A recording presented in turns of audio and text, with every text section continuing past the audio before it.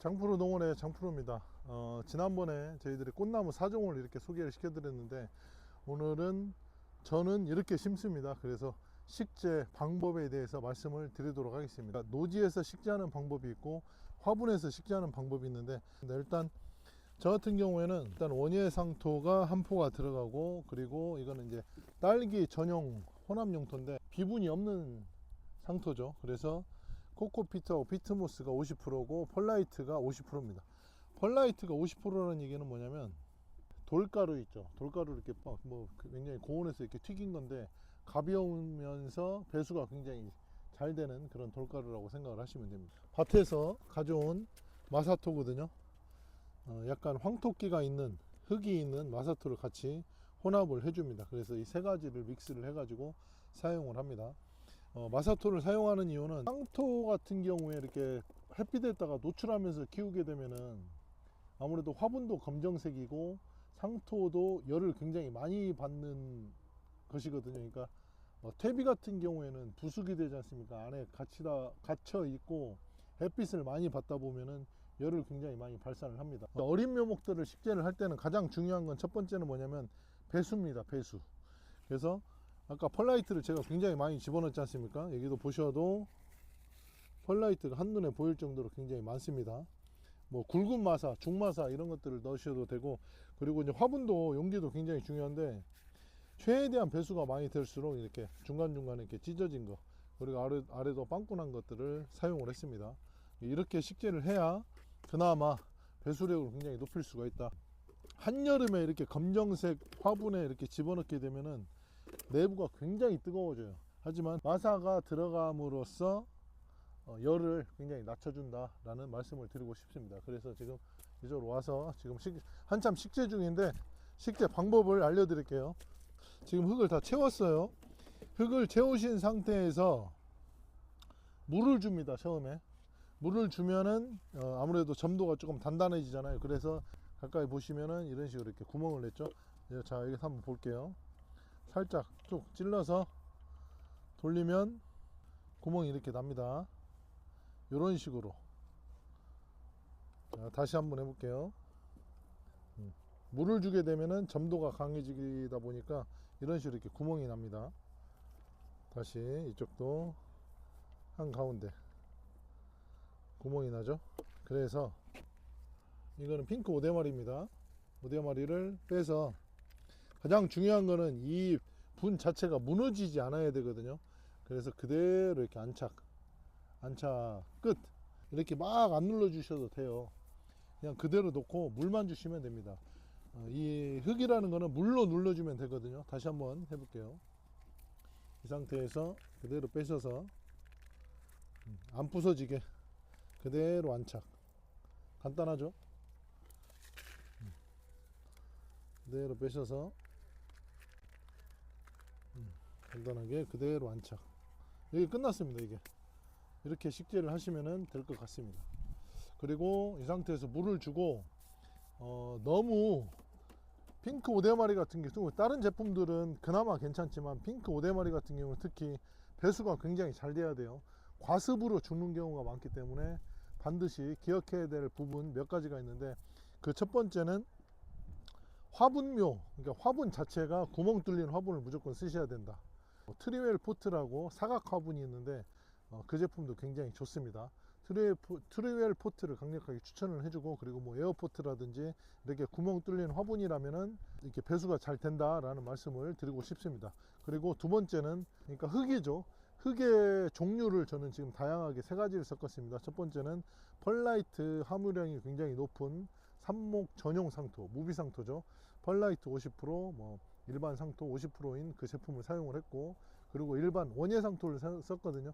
일반 원예 상토를 썼다는 거는 그래도 약간 비분이 있어야 이런 나무들, 식물들이 잘 자라겠죠. 그래서 원예 상토 한 포, 그리고 마지막 그 마사토 한 포. 그래서 1대 1대 1의 비율로 이렇게 섞어 가지고 썼는데, 마사토를 사용하는 이유는, 가장 큰 이유는 온도, 내부의 온도를 줄이자. 여름에 일반 상토만 썼을 경우에는 온도가 굉장히 뜨겁기 때문에 고열로 뿌리가 상할 수가 있습니다. 여러분들이 이런 검정색 화분 같은 경우는 특히 내부 온도가 40도 이상 올라갑니다. 그러니까 우리가 햇빛에 노출이 됨으로써 복사열까지 포함을 하면은 내부 온도가 굉장히 뜨겁습니다. 이제 그런 부분들을 주의를 하셔서 지금과 같이 이렇게 식재를 하시면 될 것 같습니다. 네.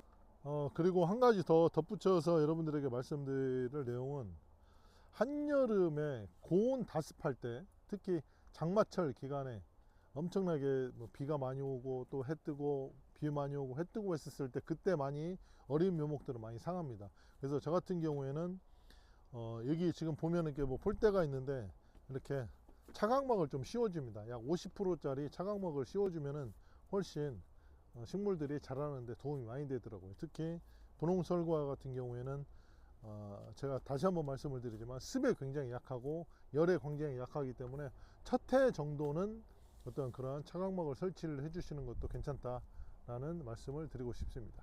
네, 분홍설과를 식재를 하러 노지에 왔습니다. 방금 전에 화분에서 식재하는 방법을 배워봤고요. 지금은 저 혼자 있어가지고 혼자 영상을 찍고, 마이크가 없어가지고 바람 소리나 잡음이 들리는 점에 대해서는 여러분들이 양해해 주시기 바랍니다. 일단 여기 보면 오대마리, 그러니까 분홍설과를 가지고 나왔죠. 그래서 여기 같은 경우는 지금 나무가 식재가 되어 있어요. 그러니까 실습을 하려고 사실은 이런 나무가 없는 상태에서 식재를 하셔야 되는 게 맞습니다. 그리고 지금 보면 두둑을 만들었죠. 평두둑을 만들었는데 넓이는 약 90cm에서 1m 정도 두둑을 형성을 하였습니다. 그래서 가장 중요한 거는 다시 한번 말씀드리지만 배수력을 높이자. 배수력을 높이기 위해서 이렇게 두둑을 만들었는데 지금 여기는 좀 얇게 타졌는데 한 30전 정도, 30cm 정도 두둑을 형성을 하는 게 좋을 것으로 보여집니다. 그래서 여기서 좀 특이한 점이 있죠. 비닐로 이렇게 멀칭을 했어요. 비닐로 멀칭을 했는데 그 위에 전부 다 흙으로 다 덮었습니다.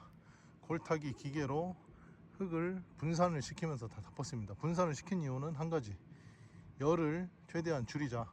아무래도 한여름에 이런 검정색 비닐을 씌우다 보면은 열을 굉장히 많이 발생을 하는데, 이렇게 흙을 높여주면은 열을 많이 발생을 안 하기 때문에 한여름에도 견딜 수 있다라는 점을 먼저 말씀을 드리고, 간단합니다. 이렇게만 돌리면 그냥 쑥 들어가죠. 이 상태에서 한 바퀴 돌려서 그대로 하면 이렇게 구멍이 나요. 자, 여기서 중요한 점, 구멍을 이렇게 냈는데 이런 흙들이, 잔여 흙들이 들어있으면 안 돼요. 이런 덩어리 흙들 있죠. 이런 덩어리 흙이 들어가면 안 됩니다. 그래서 이렇게 구멍을 낼 때, 지금 제가 흙이 있는 상태에서 구멍을 냈지 않습니까? 이 안으로 다시 한번 뚫는데 이 부분을 들어가니까 흙이 안 들어갈 수 있게 살짝 이런 형식으로 해서 그대로 딱 뚫어 볼게요. 살짝 돌리면서 뚫으면 잘 뚫어집니다. 그러면은 이 깊이가 빵꾸가 뻥 나 있습니다.